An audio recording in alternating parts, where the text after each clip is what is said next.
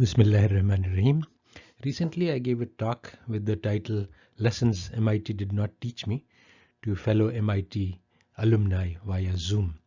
This is a second alternative version of this talk in which I focus more on the lessons extracted. I have tried to minimize overlap, whereas the other talk, which is linked on this page, is very personal and sort of rambles and wanders through my MIT years. In this one, I will try to focus more on the lessons that I have learned uh, and less deeply in my personal experience.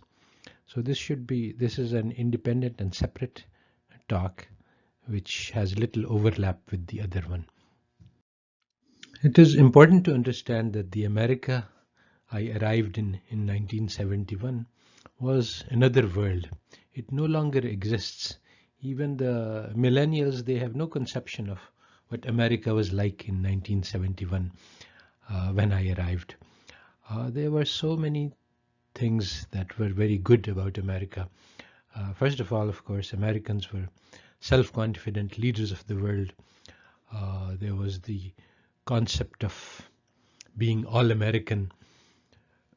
And it really, what won my heart was the friendliness of everyone. Everybody had, from top to bottom, they were welcoming, affectionate, sympathetic. The society was open, tolerant, pluralistic, respectful of values, and they had passion about justice and equality. There was respect for integrity. Everything. It was sort of a very ideal um, very valuable ideals were embodied in the society. Now people say that this was all a front and there was rot at the core. And maybe this is true and maybe this is not. I don't know. And I don't take a stance on it. But it's definitely true that the face was very pretty and attractive, and that itself is something of value. There were many unpleasant strains, but they were not dominant, and they were not socially acceptable. Although they were racists, racism was condemned by the general public, as it no longer is.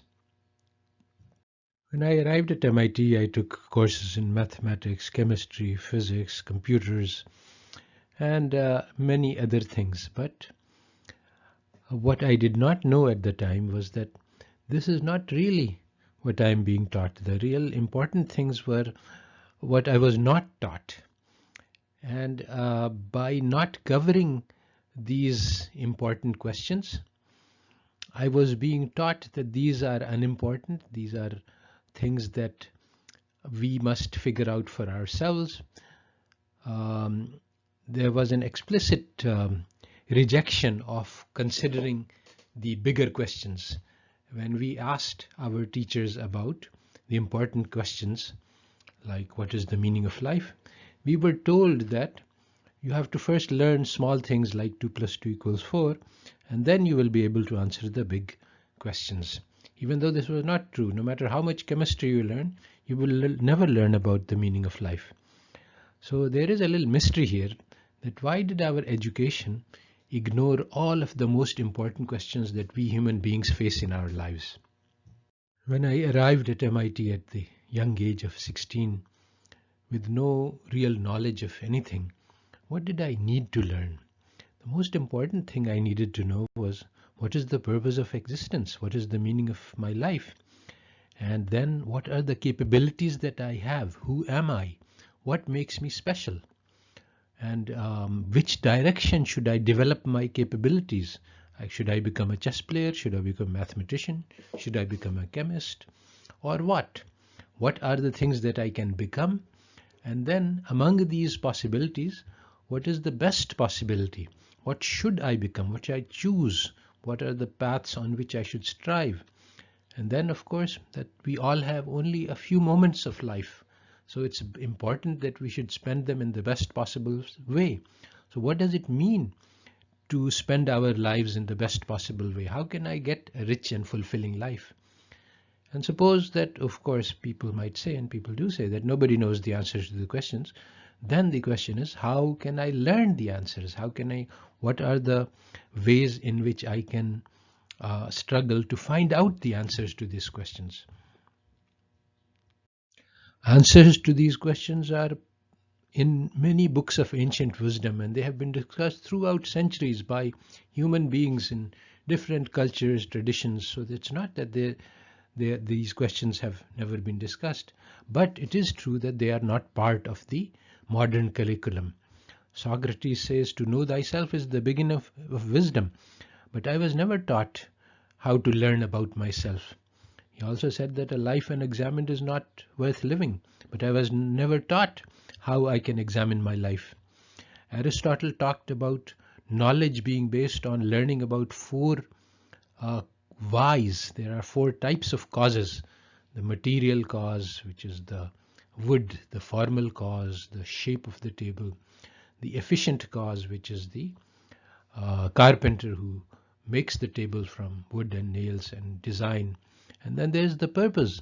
Why are we making this? So these important questions can be applied to anything, like what is the material circumstances in which I find myself, what is the design that I can create for my life, and how can I achieve this design, and what is the purpose of following any particular trajectory. A very important piece of wisdom perhaps is given by a Chinese philosopher, that loving gives us strength and being loved gives you courage. So actually life is really about loving and being loved. Man is a social animal, and we need to develop our society. We need to learn how to love others. We need to learn what are the things we can do that will make others love us. There is a motto engraved on a Turkish madrasa that here we do not teach fish to fly, nor do we teach birds to swim. That is, in the madrasa, they look at the capabilities of the students and then they develop them in the directions which are appropriate. So I would have liked that if somebody had sat down with me and assessed my capabilities and desires and then said, okay, these are your strengths, these are your weaknesses, and these are the directions on which you need to work. This should be a personalized program according to my character, spirit, capabilities, and according to the needs of the world and according to my spiritual needs. But none of this was done. In fact, in the modern curriculum, we were taught physics, chemistry, math, programming, everything which has nothing to do with my own person and personality and capabilities. We were left free to choose, but we were given no direction on how to make the choice. So why does our current curricula contain no mention of the most important questions that we all human beings face? So this is a long and complicated story which I will very briefly summarize here. It is described by Julie Reuben in a book called The Making of the Modern University: Intellectual Transformation and the Marginalization of Morality. And she mentions that if you look at the early 20th century college catalogs, then all of them mention that it is our job to build character, to groom the personality, to develop leadership skills, to develop a sense of civic responsibility. And that was the goal of an education, to make a person. But if you look at late 20th century, there is no mention of this goal. So how did it happen that this character development, which is should be the heart of an education, was abandoned? There was a reason for this, and again, very briefly, the reason is that there was a redefinition of knowledge, and the knowledge was redefined to be only of the external world, and the internal knowledge of my heart, my personality, my character, was excluded from the definition of knowledge. According to the philosophy of logical positivism, which developed in the early 20th century, science is the only source of reliable knowledge. Now, science is only applicable to the external world, objective knowledge. This knowledge is supposedly superior because it accumulates. What the ancients knew in terms of science is very little, and as we have gained progress, we have learned how to split atoms and how to build rockets and how to build computers and so on. So in terms of external world, we have a lot of knowledge, and this has accumulated. And uh, in a lecture on morality, Sandel at Harvard says that, moral knowledge, there has been no progress. The same questions that we were discussing 1,000 years ago, we are discussing the same questions. But this is a misleading understanding, because progress means these questions everyone has to solve for themselves. Who am I? What should I become? These are questions which have to be started from scratch for every person, and every person has to start these from for his own.